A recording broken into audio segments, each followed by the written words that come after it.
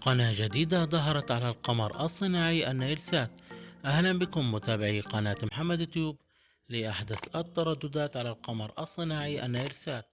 في بداية هذا الفيديو لا تنسوا الاشتراك في القناة وتفعيل زر الجرس ليصلكم كل جديد.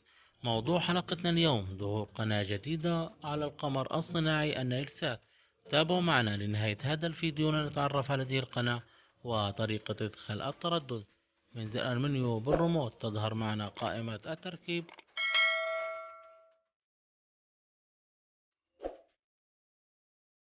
نذهب إلى قائمة الترددات.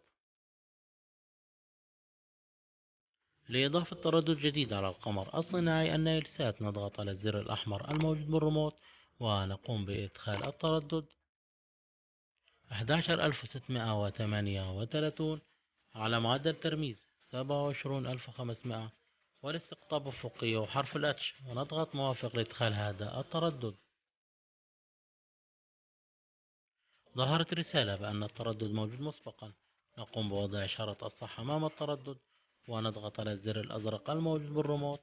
البحث عن الشبكة نجعله مغلق. نوع القناة نجعلها مجانية ونبدأ عملية البحث. ظهرت 16 قناة على هذا التردد. نضغط نعم لحفظ عملية البحث. نعرض لكم اليوم ظهور قناة جديدة على القمر الصناعي النايلسات. ظهرت قناة دي اتش دي قناة جديدة ظهرت على القمر الصناعي النايلسات.